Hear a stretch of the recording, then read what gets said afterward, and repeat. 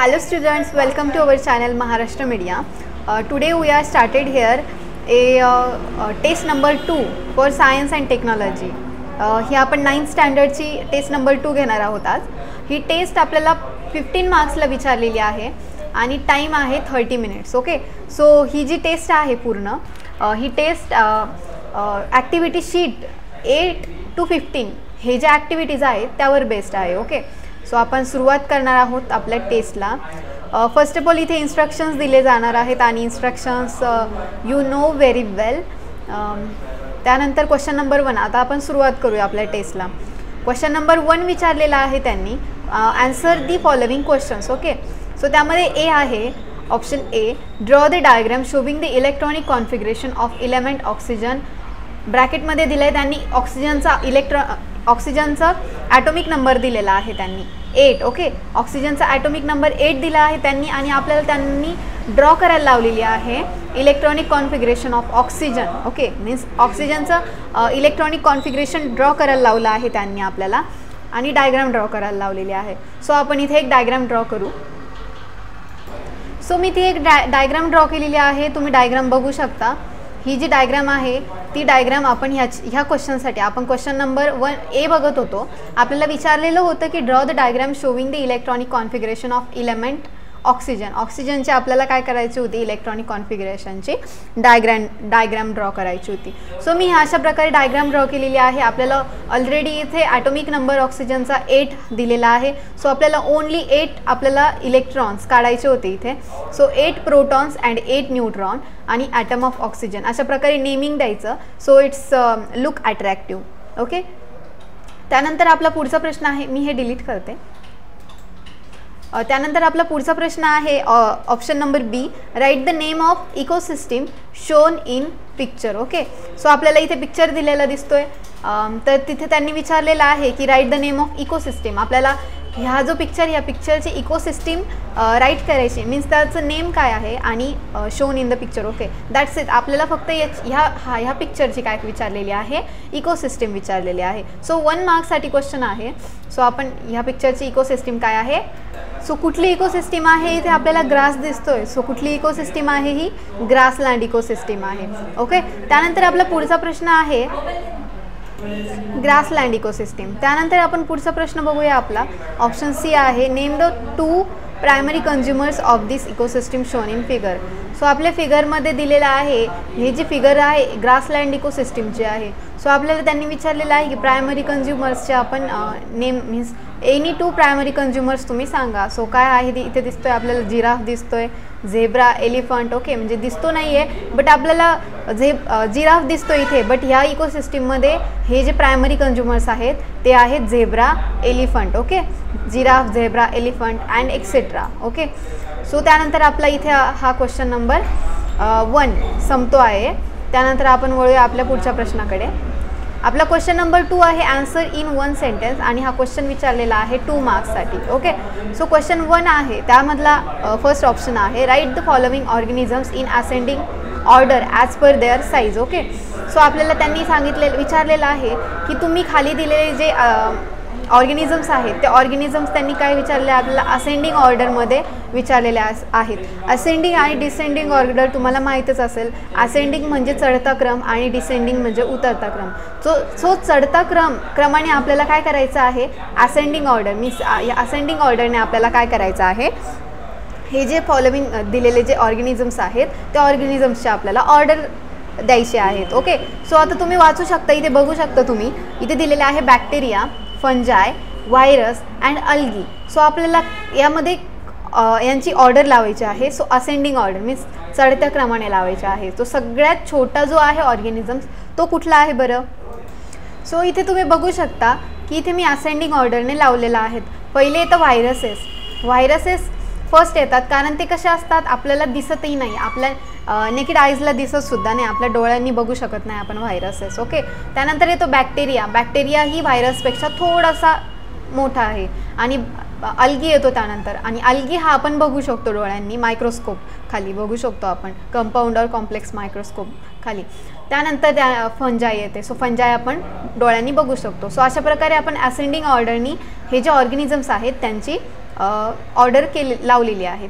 त्यानंतर पुढचा आहे how is covalent bond formed. How is the covalent bond formed means covalent bond form कसे होतात. सो आपल्याला त्यांनी ते विचारलेलं आहे how covalent bond formed. Okay, so त्याचं उत्तर आहे, सो तुम्ही बघू शकता covalent bonds form by sharing of electrons. Means जे कोव्हॅलंट बॉन्ड्स जे आहेत ते कसे फॉर्म होतात, शेअरिंग ऑफ इलेक्ट्रॉन्स. मीन्स आपण इलेक्ट्रॉन्स शेअर करतो त्यावेळेस कोव्हॅलंट बॉन्ड फॉर्म होतात.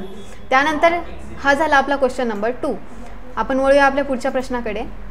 पुढचा प्रश्न आहे क्वेश्चन नंबर 3 आहे read the paragraph and write the answers to the questions. Okay, हा क्वेश्चनही आपल्याला 2च मार्क्सला आहेत. Read the paragraph and write the answers to the questions. Okay, आपल्याला खाली दिलेला एक पॅरेग्राफ आहे, तो पॅरेग्राफ रीड करायचा आहे आणि 1-2 क्वेश्चन्स दिलेले आहेत आपल्याला. त्या क्वेश्चन्सचे आपल्याला आन्सर द्यायचे आहेत. सो आपण first of all paragraph read करूया. Rajiv is 6 year old boy who lives in village with his family. Rajiv हा एक 6 वर्षाचा मुलगा आहे आणि तो त्याच्या गावामध्ये त्याच्या फॅमिलीसोबत राहतो, परिवारासोबत. His father works in factory. त्याचे पप्पा फॅक्टरीमध्ये काम करतात. The father has been coughing for more than 2 weeks and is now bleeding. Okay, so त्याचे फादर जे आहेत त्याचे फादरला कफ मीन्स खोकला होता. सो त्यांना खोकला हा 2 आठवड्यापेक्षा जास्त झालेला. सुरुवातीला होता, हळू कमी होता, त्यानंतर 2 आठवड्यापेक्षा जास्त त्यांना खोकला वाढला आणि आत्ता 2 आठवडे झाल्यानंतर त्यांना ब्लीडिंग होतं आहे. Okay, in his sputum and also have lost weight. त्यांचं वजनही कमी झालेलं आहे आणि आता त्यांना खोकल्याबरोबर ब्लीडिंगसुद्धा होत आहे. ओके, सो कफ मीन्स कफा थ्रू त्यांना काय होत आहे, ब्लीडिंग होत आहे. सो 2 आठवड्यापेक्षा जास्त जर खोकला असेल तर तुम्ही ट्रीटमेंट घ्यायलाच हवी. सो हा जो पॅरेग्राफ आहे या पॅरेग्राफचं त्यांना असं समजून सांगायचं आहे की तुम्हाला जर खोकला जर 2 आठवड्यापेक्षा जास्त झाला तर तुम्ही सुद्धा डॉक्टरची ट्रीटमेंट घ्या. ओके, सो राजीवच्या फादरने ट्रीटमेंट घेतली नाही, सो त्यामुळे त्यांना काय झालं, ब्लीडिंग झालं. ओके, त्यानंतर त्यांचं वजन पण कमी झालं. सो आपल्याला क्वेश्चन नंबर 1 आहे which disease Rajiv's fathers may have. कोणता डिसीज राजीवच्या फादर्सला होता. ओके, सो आपल्याला तर माहीत आहे कोणता डिसीज होता, कफिंग. ओके, त्याच्या फादर्सला कोणता डिसीज होता, त्याच्या फादरला कफिंग होता. सो आपल्याला त्यांनी फक्त इथं दिलेलं आहे की त्यांना Rajiv's father have been coughing. Okay, coughing होता मोर दॅन 2 weeks. सो त्यांना कोणता डिसीज असू शकतो. सो त्यांनी विचारलेलं आहे which disease Rajiv's fathers may have. Okay, so त्यांना ट्युबरक्युलोसिस डिसीज होता. ओके, सो आपण इथे आन्सर लिहूया tuberculosis.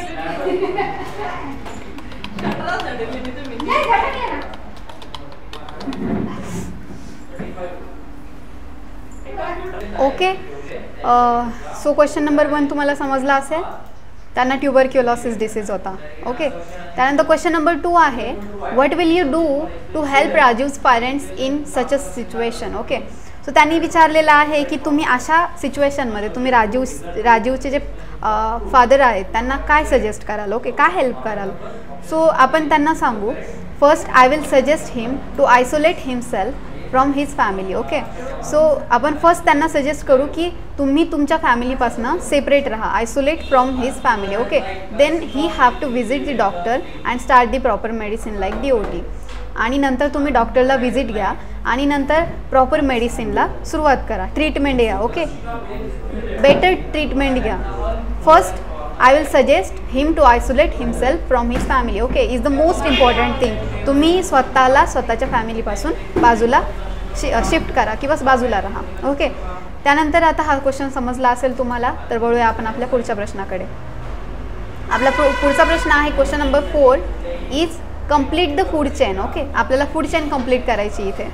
Grass hopper and blank box and then blank box. तर आपल्याला कंप्लीट चेन करायची इथे. सो ग्रास नंतर ग्रास हॉपर खातो, त्यानंतर ग्रास हॉपरला कोण खातं. सो तुम्ही बघू शकता मी इथे राईट केलेलं आहे बॉक्सेसमध्ये. रिकामे बॉक्सेस होते, त्यांनी आपल्याला कंप्लीट चेन करायला लावली.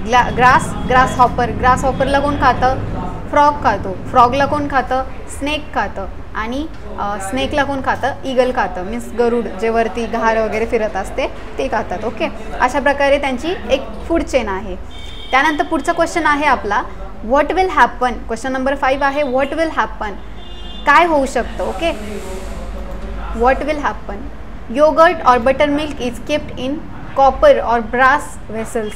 त्यांनी सांगितलं आहे की योगर्ट म्हणजे दही किंवा बटर मिल्क म्हणजे ताक आपण जर कॉपर और ब्रास वेसल्समध्ये ठेवलं, म्हणजे योगर्ट और बटर मिल्क म्हणजे दही किंवा ताक आपण जर कॉपर किंवा ब्रासच्या भांड्यामध्ये ठेवलं तर काय होणार आहे. ओके, सो मी इथे आन्सर राईट करते.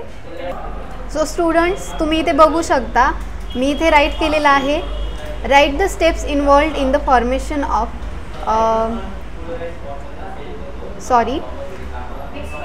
द योगर्ट और butter milk is kept in copper और ब्रास वेसल्स. त्याचा आन्सर आपण इथे राईट केलेला आहे खाली. ओके, ह्याचा आन्सर हे आहे. योगर्ट किंवा बटर मिल्क आपण जर कॉपर किंवा ब्रास वेसल्समध्ये केप्ट केले किंवा ठेवले, स्टोर्ड केले तर काय होऊ शकतं, तर त्याचा आन्सर हे आहे. तुम्ही बघू शकता. Okay, so when kept in copper और ग्रास वेसल्स, जेव्हा आपण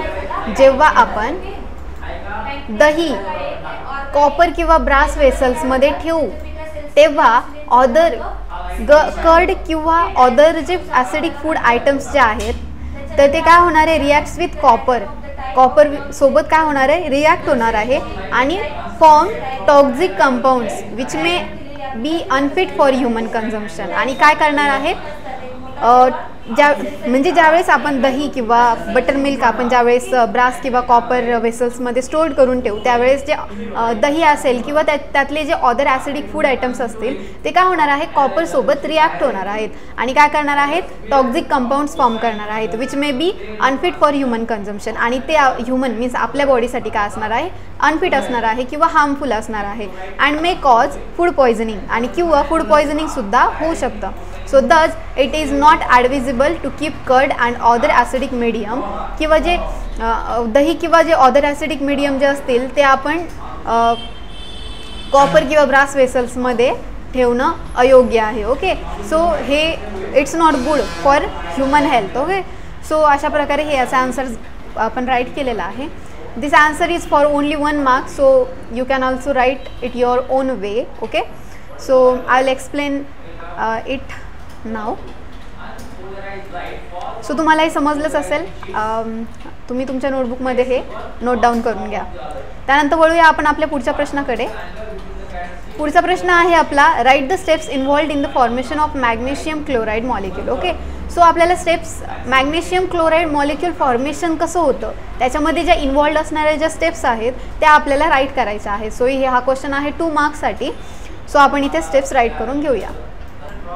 सो तुम्ही बघू शकता क्वेश्चन नंबर 6 होता आपला, write the steps involved in the formation of magnesium chloride molecule. So आपल्याला स्टेप्स राईट करायच्या होत्या तर त्यामध्ये स्टेप्स 4 इन्व्हॉल्व्ड आहेत तर त्या मी स्टेप्स खाली राईट केलेल्या आहेत. ओके, सो तुम्ही बघू शकता त्या स्टेप्स आहेत.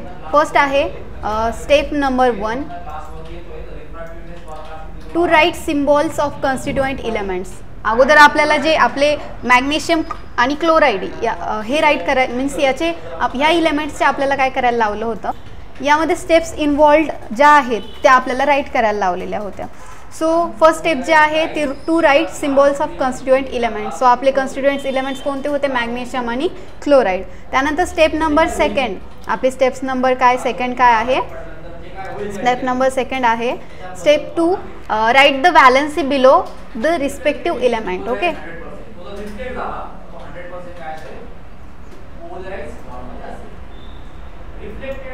write the valency below the respective elements. Sorry, it's not. Okay, so तुम्ही बघू शकता write the valency below the respective elements. So आपल्याला जो मॅग्नेशियम आणि जो क्लोराईड होता त्याचा आपल्याला व्हॅलन्सी राईट करायची होती. सो मॅग्नेशियमची व्हॅलन्सी काय आहे 2 आणि क्लोरीनची काय आहे 1. सो त्यानंतर स्टेप नंबर 3 जे आहे to cross multiply to obtain the number of atom of the constituent. So आपल्याला काय करायचं आहे, यांचं क्रॉस मल्टिप्लिकेशन करायला लावलं त्यांनी आपल्याला. क्रॉस मल्टिप्लिकेशन करायला लावलं, elements in the molecules of the compound. So आपण इथे बघू शकता तुम्ही क्रॉस मल्टिप्लिकेशन केलं आहे इथे खाली. थर्ड स्टेप जे आहे तिथे आपल्याला फक्त क्रॉस मल्टिप्लिकेशन करायचं आहे. त्यानंतर स्टेप नंबर 4 जे आहे write the chemical formula of the compound obtain by the cross multiplication. आणि नंतर आपण काय करायचं, write the chemical formula of the compound आणि नंतर मग आपण यांचं क्रॉस मल्टिप्लिकेशन केल्यावर काय होणार आहे, इथे फर्स्ट Mg1 याला मल्टिप्लाय 1ने केलं तर काय होणार आहे, Mgच येणार आहे. आणि जर क्लोराईडला केलं तर काय येणार आहे, Cl2 येणार आहे. सो आपला तयार झाला हा MgCl2. सो अशा प्रकारे तुम्ही यामध्ये इन्व्हॉल्ड असलेल्या ज्या स्टेप्स आहेत त्या आपण बघितल्या आहेत. त्यामध्ये इन्व्हॉल्ड किती स्टेप्स आहेत, 4 स्टेप्स आहेत. ओके, सो आपण 4 स्टेप्स बघितल्या यामध्ये. तर आपण वळूया आपल्या पुढच्या प्रश्नाकडे.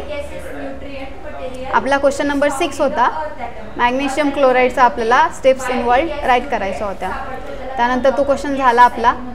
आपण वळूया आपल्या पुढच्या क्वेश्चनकडे. क्वेश्चन नंबर 7 आहे, classify the following organisms in groups protozoa and फंजाय. तर आपल्याला काय केलेलं आहे, इथे 4 ऑर्गॅनिझम्स दिलेले आहेत. तुम्ही बघू शकता, पेनिसिलियम आहेत, अमेबा आहेत, पॅरेशियम आहे, पॅरामेसियम आहेत आणि ॲगरिकस आहेत. तर 4 मायक्रो ऑर्गॅनिझम्स दिलेले आहेत आपल्याला. आणि तिथे दिले त्यांनी की प्रोटोझोआ आणि फंजाय हे जे ग्रुप्स आहेत यामध्ये तुम्ही त्यांना डिस्ट्रीब्यूट करा. सो आपण करूया डिस्ट्रीब्यूट.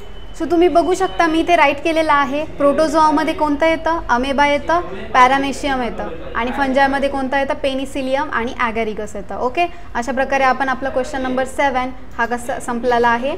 त्यानंतर वळूया आपण आपल्या पुढच्या प्रश्नाकडे. आपला पुढचा प्रश्न आहे, शेवटचा प्रश्न आहे, question number 8. Look at the picture and write the effect of this incident on the environment. Question number 8 आहे, लास्ट क्वेश्चन आहे आणि हा आपल्याला 2 मार्क्सला विचारलेला आहे. तुम्ही बघू शकता हा 2 मार्क्सला विचारलेला आहे. सो त्यांनी काय विचारलं की पिक्चर बघा आणि त्या पिक्चर राईट करा effect of this incident on the environment. म्हणजे एन्व्हायरमेंटवर आपल्या त्याचा काय इफेक्ट होऊ शकतो ते राईट करा. सो आपण इथे राईट करून घेऊया. सो गाईज तुम्ही बघू शकता मी इथे राईट केलेला आहे, this picture shows the forest fire. हा जो पिक्चर दिसतोय तुम्हाला काय वाटतं, हे जंगल दिसतंय ना, सो फॉरेस्ट, आणि इथे काय लागलेली आहे, आग लागलेली आहे. So this picture shows the forest fire. Due to forest fire air pollution cause. आणि हे जे फॉरेस्ट फायरमुळे काय होऊ शकतं, एअर पोल्युशन होऊ शकतं. त्यानंतर बायोडायव्हर्सिटी मे बी डिस्ट्रॉईड. आणि बायोडायव्हर्सिटीसुद्धा मे बी डिस्ट्रॉईड पण होऊ शकते. Many animals become homeless. आणि काही ॲनिमल्सला मीन्स भरपूर सारे ॲनिमल्स जे आहेत ते काय करतात, जंगलामध्ये राहतात, फॉरेस्टमध्ये राहतात.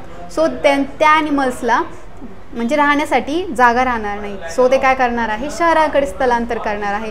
त्यामुळे माणसांनासुद्धा त्याचा त्रास होणार आहे. सो अशा प्रकारे खूप सारे इफेक्ट्स आहेत जे फॉरेस्ट फायरमुळे होऊ शकतात. दिस इन्सिडेंटमुळे, हा जो इन्सिडेंट आहे तो, यामुळे एन्व्हायरमेंटवर खूप सारे इफेक्ट्स होऊ शकतात. ओके, सो अशा प्रकारे हा आपला शेवटचा प्रश्न होता आणि हाही संपलेला आहे.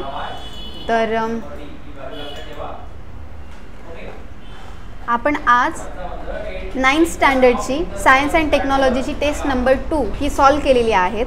त्यानंतर टेस्ट नंबर 3 ही लवकरच आपल्याला बघायला भेटणार आहेत महाराष्ट्र मीडिया ह्या आपल्या यूट्यूब चॅनलवर.